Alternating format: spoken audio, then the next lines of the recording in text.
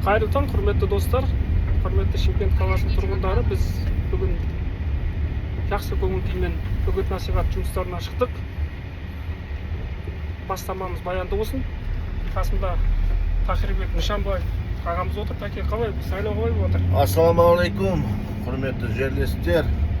Құдай қаласа міне үгіт насихат күндерінің де соңғы күндері жетіп қалды. Алдымызда 23 тамыз сайлау күні барлықтарыңызды бір отбасыдай сайлауға қатысып, Әділет партиясына дауыс беруге шақырамыз.